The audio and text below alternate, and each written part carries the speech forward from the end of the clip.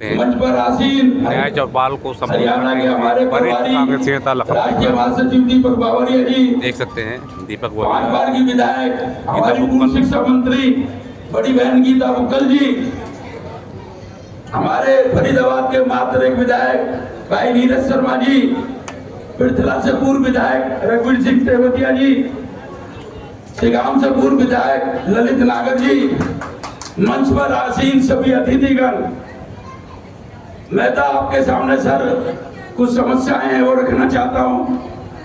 Number 1 तो कि ये सब स्लम बस्तियों की सिर्फ एक ही मांग है कि इन कॉलोनियों को पक्का किया जाए। जिला फरीदाबाद की है या विधानसभा की है, इन कॉलोनियों को नियमित किया जाए।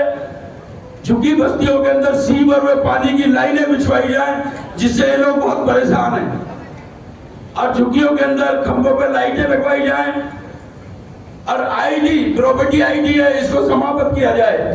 और जो बीपीएल कार्ड इनके कार्ड दिए गए हैं जांच के विषय पर, वो बीपीएल कार्ड दोबारा से इनके बनवाए जाएं। स्लम बस्तियों के अंदर सर मेरी रिक्वेस्ट है कि 30-30, 40-40, 20-20 गज के मकानों में झुग्गियों में लोग रहते हैं, इनका हाउस टैक्स पानी का बिल माफ किया जाए, बिजली का बिल इनका माफ हो जाएगा, क्योंकि हमारे घोषणा पत्र में 300 यूनिट बिजली हम फ्री देने जा रहे हैं, उसमें हो जाएगा। और मेरी आपसे मांग है बहन जी कि पूर्वांचल के लोग जहां ज्यादा संख्या में रहते हैं उनको छठ घाट की व्यवस्था भी कराई जाए, और अल्पसंख्यक लोग जैसा कि हाजी इरफान जी ने कहा, इनको कम्युनिटी सेंटर की जमीन और कब्रिस्तान की जमीन भी उपलब्ध कराई जाए। और मैं तो इतना ही कहना चाहूंगा कि अब आपके सामने हमारे प्रभारी जी, हमारी चेयरमैन गीता बुक्कल जी, जो कि मैनिफेस्टो कमेटी की चेयरमैन है, आपकी समस्याओं को आगे तक पहुंचाएंगे और इस पर अमल कराएंगे। धन्यवाद।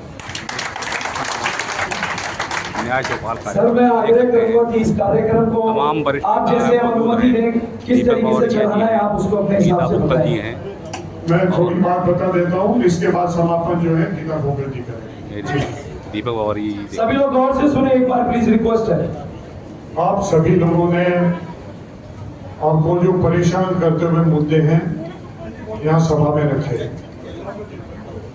गीता जी ने जो ये कमेटी की चेयरमैन है, आपका घोषणा पत्र बनाने जा रही है, आपके सभी मुद्दों को उन्होंने नोटिंग कर लिया, बड़ी बारीकी से किया है, मैं देख रहा हूँ, उनके पेट में देख रहा हूँ। और आपकी जो मेन डिमांड है कि आपकी कॉलोनीज को पक्की की जाए, हर प्रकार की सुविधा दी जाए, बच्चों के लिए शिक्षा की व्यवस्था की जाए, उसमें जो है ड्रेनेज और रास्ते की व्यवस्था की जाए, स्ट्रीट लाइट की व्यवस्था की जाए, बच्चों के लिए आंगनबाड़ी की व्यवस्था की जाए, आरोग्य केंद्र की व्यवस्था हो, प्राइमरी स्कूल हो। ये सभी फंडामेंटल जो कहते हैं एक मूलभूत सिविक एमेनिटीज के हिस्सा बनते हैं। और कोई भी सरकार है, आपका भी इतना ही अधिकार बनता है, संविधान ने दिया है, डॉक्टर बाबा साहब आम्बेडकर ने दिया है, पंडित जवाहरलाल नेहरू ने दिया है, और आपका भी इतना ही अधिकार बनता है। इसमें जो कोई भी बाधा डालता है वो संविधान का गद्दार है, एससी, बीसी और गरीब लोगों का वो जो है गुनहगार है।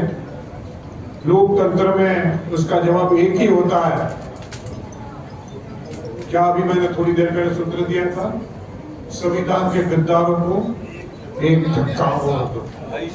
और राहुल गांधी जी ने कांग्रेस पार्टी के जरिए आपको ये अधिकार देना चाहते हैं कि पूरी आपका जितना भी संविधान में अधिकार है, आपका एक अच्छे नागरिक के तौर पे जीवन जीने का अधिकार है, सरकार का जो दायित्व बनता है उसको अदा किया जाए, और वो उसकी आप हिसाब मांगो, उसका जो अधिकार है उसका पालन करवाने में हमारे चुने हुए प्रतिनिधियों का बड़ा योगदान रहता है। अभी लोकसभा के चुनाव हुए, पूरे प्रदेश में उम्मीद थी कि कांग्रेस पार्टी की 8 से 9 सीटें आएंगी। जहां सबसे ज्यादा प्रश्न है गुड़गांव, शहरीकरण ज्यादा है, फरीदाबाद, वहां से भी कांग्रेस का प्रत्याशी भारी जंगी बहुमत से चुन के आना चाहिए था। क्यों नहीं आया? क्योंकि ये संविधान के गद्दार हो, वो भारतीय जनता पार्टी का हो, कोई अन्य दल का हो या कांग्रेस के अंदर के भी हो, जिन्होंने सुपारी ली थी गरीब आदमियों का नुकसान पहुंचाने की, ये देश को नुकसान पहुंचाने की, निजी स्वार्थ के लिए कांग्रेस के कैंडिडेट को हराने की, इन लोगों ने आपके दुख को जो है बता रहा है। आज जो है, आज हरियाणा में आपकी 9 सीट आ जाती, शायद ये नायब सैनी चुनाव में लड़ने की घोषणा करने की भी हिम्मत नहीं कर सकते। तो आपको तो वो देखना है कि अभी जो चुनाव आते हैं तो कांग्रेस का जो प्रत्याशी आपके सामने आता है उसको भारी जंगी बहुमत से जिताना है। और वहां कोई खिलाफत करके आता है, कोई दूसरे का निर्दलीय से आता है और गुमराह करने की कोशिश करता है, उसको लताड़ के एक धक्का और देके वहां से भगा देता है। ये फरीदाबाद की कॉलोनी वालों ने, फरीदाबाद के गरीब लोगों ने मन बना लिया कि फिर से जो है, जो इंदिरा जी के समय में, अरे ये क्या कर रहे हैं, क्या है आपको बातें करने के लिए आए, आप क्या कर रहे हो?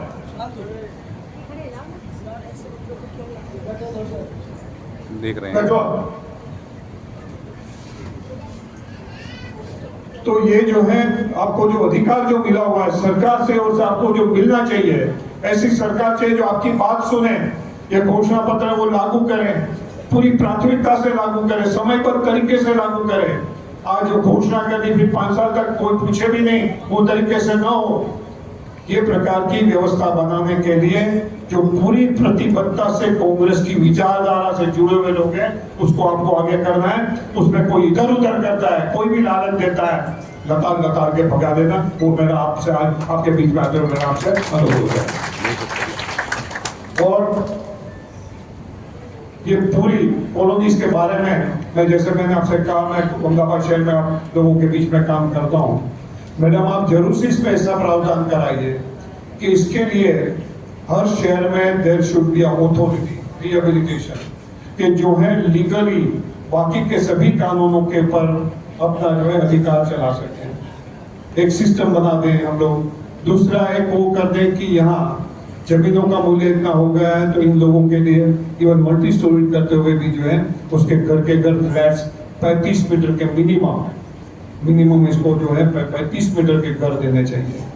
तीसरा, इन लोगों का जो एक पूरा सर्वे अच्छी तरह से होना चाहिए कि जिसमें ये कितने सालों से रहते हैं वो नजर को भी लक्ष्य में रखते हुए, उसके बीपीएल कार्ड की परिस्थिति को नजर में रखते हुए प्राथमिकता दीजिए। जैसे एक जमाने में टेलीफोन का रजिस्ट्रेशन होता था और उसका एक आइडेंटिटी कार्ड दे दिया जाए कि तुम्हारा वेट लिस्ट नंबर इतना है।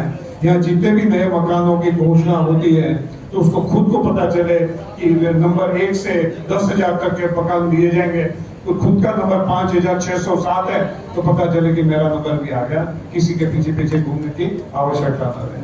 आसान रजिस्ट्रेशन की प्रक्रिया हो। उसके लिए जो आप उसको लोन देते हैं, सब्सिडी देते हैं, उसकी भी बड़ी सिंपल प्रोसीजर।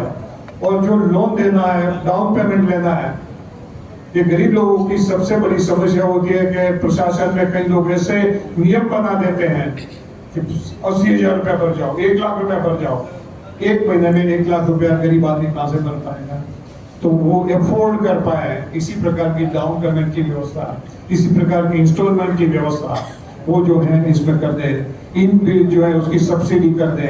वहां की हर कॉलोनी की सफाई की जिम्मेदारी स्थानीय आपके कॉरपोरेशन की बननी चाहिए। हो सकता है इसका खर्च निभाव खर्च लेना है तो बिजली के बिल में से वो वसूल कर लें, मगर ये गरीब लोगों को बोले, ये भारतीय जनता पार्टी हर प्रदेश में ये करती है। मेरे गुजरात में मैं जानता हूँ, कहते हैं आप सफाई कर लो, इतने अच्छे मकान बनते हैं, मगर 6 महीने में आप देखो तो नरक से भी ज्यादा वहाँ गंदगी जो है फैल जाती है। तो उसके जो है सफाई की सबकी व्यवस्था, मेंटेनेंस की व्यवस्था वो सिविक बॉडी की होनी चाहिए। ये लोग खर्च देंगे मगर वो व्यवस्था पक्की होनी चाहिए और इतना निभाव अच्छा हो। अच्छा, उसकी जो क्वालिटी है कंस्ट्रक्शन की, सबसे घटिया से घटिया काम करने वाले कॉन्ट्रैक्टर को ढूंढ के वहां काम दिया जाता है और उसमें भी बड़ा करप्शन किया जाता है। और वहां स्थानीय एमएलए, भारतीय जनता पार्टी का तो मैंने गुजरात में हर जगह पे देखा है, स्थानीय एमएलए उसमें मिला हुआ होता है। उसके लिए भी कई अच्छी सी उसकी मॉनिटरिंग सिस्टम जो है वो लागू करने की भी हमारी कोशिश होनी चाहिए। तो ये कई महत्वपूर्ण बिंदु है, मगर इन लोगों का जीवन बाकी के लोगों के जीवन के बरोबर हमारे 5 साल में हम इसको ला के रखें, वो हमारा लक्ष्य होना चाहिए। और हमारा एमएलए का भी वो दायित्व बनना चाहिए कि वो उसके पीछे पर्याप्त समय दें। कोई बिल्डरों के पीछे दौड़ता है, किसी के प्लॉट के पीछे दौड़ता है, मगर उसका सबसे बड़ा प्राथमिकता गरीब लोगों की समस्या है वो होना चाहिए। और आपको मैं बताना चाहूंगा, मेरे पास अभी जो कोई भी टिकट के लिए आने वाला है शहरों में से, उनसे सबसे पूछने वाला हूँ कि आपके यहाँ कितनी कॉलोनी है, कितनी बार गए हैं, किससे मिले हैं, उसका फोन नंबर दो, फोन करके पूछूंगा आपके मिलने सचमुच में आए थे। और ये जो है आप लोगों के साथ संवाद रखते हैं, उम्मीद करता है कि आप लोगों से जुड़ा हुआ है, आपके दुख दर्द में जुड़ा हुआ है, तो उसको 5 मार्क और दे देंगे कि भाई इसके सिलेक्शन में उसको 5 मार्क और दो।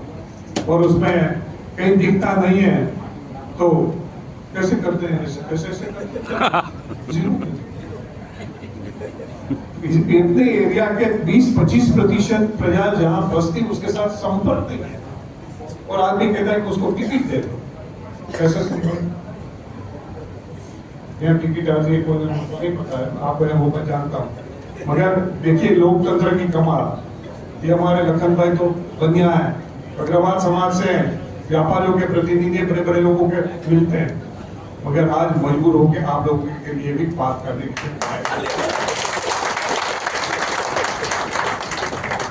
अभी। और मैं आपसे वो भी वादा करता हूँ, मेरा इन लोग इनके पर इतना दबाव बना रहे हैं तो 1 महीने के बाद यहाँ कोई मीटिंग होगी तो उनके व्यापारियों की समस्या की जगह आप लोगों की समस्या के बारे में ज्यादा बात करते। तो ये लोकतंत्र है और ये राहुल गांधी जी का लोकतंत्र है। मैं मानता हूँ कांग्रेस पार्टी का, हम सब साथ में मिलकर आपकी समस्या पूरी ईमानदारी के साथ सोल्व करने की जो है प्रयास करेंगे। आपके लिए क्या क्या करेंगे वो मैडम रखेगी, मगर शिक्षा के बारे में आप जो कह रहे थे उसमें भी मैं इनसे बार बार एक निवेदन भी करता हूँ, शायद बाकी के लीडर्स भी अप्रूव करेंगे तो जरूर से वो बात भी रखेगी कि हरियाणा में वो शिक्षा व्यवस्था बना दे कि जहाँ बेटी हो या बेटा हो, केजी से पीएचडी तक, प्राइमरी से पीएचडी तक कोई भी बच्चा पढ़ना चाहता है और बड़ी से बड़ी कॉलेज में, महंगी से महंगी कॉलेज में उसको अपॉर्चुनिटी मिलती है,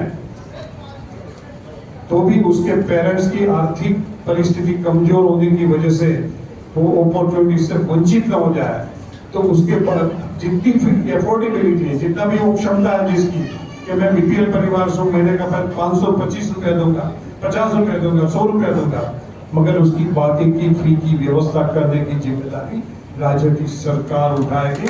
एक बच्चे को अच्छी से अच्छी शिक्षा देने का वादा कर रहे हैं, और वो भी किसी भी भेदभाव के बिना, किसी भी नाती जाति धर्म के भेदभाव के बिना, झुप्पड़पट्टी में रहता है या बंगले में रहता है, किसी की भी चाहिए, उसकी बंगले में रहता है तो उसके पास तो बहुत क्षमता है, तो उसका तो बहुत ही छोटा कंपोनेंट की जिम्मेदारी आती है, मगर एक गरीब आदमी का बेटा कोई बड़ी से बड़ी स्कूल में पढ़ने जाता है, वो जिम्मेदारी सरकार उठाएगी। सरकार कैसे उठाएगी उसकी कई तरीके, वो आपसे अभी चर्चा नहीं कर सकते, मगर ये बात जो हम लागू करने जा रहे हैं वो जो है इसके लिए पिताजी से चर्चा हो रही है, वो सभी सीनियर लीडरों से, पूरा साहब से लेकर सबसे बात कर रही है।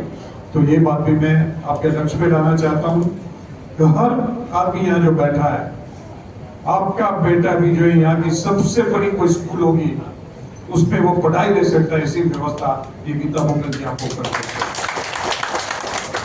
मैं ज्यादा समय नहीं लेते हुए गीता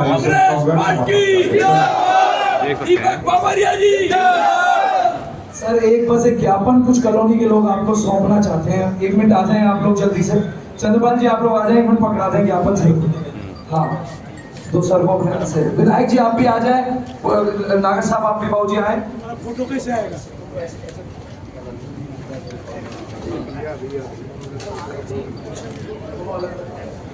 एक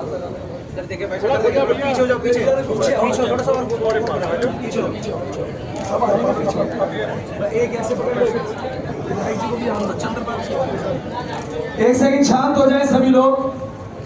ये ज्ञापन दिया जा रहा है, आपकी जहां झुकी वहां मकान झाक होगा, वही दुकान को पक्का करने के लिए। और आदरणीय श्री दीपक बाबरिया जी ने आज भरोसा दिलाया है कांग्रेस की सरकार बनेगी तो आप सभी लोगों को जहां हो वहीं स्थायी किया जाएगा, किसी को भी उजड़ने नहीं दिया जाएगा। तालियों से स्वागत करें। और ये प्रस्ताव कांग्रेस पार्टी के नाम हम देते हैं आज आदरणीय पटवारी जी को।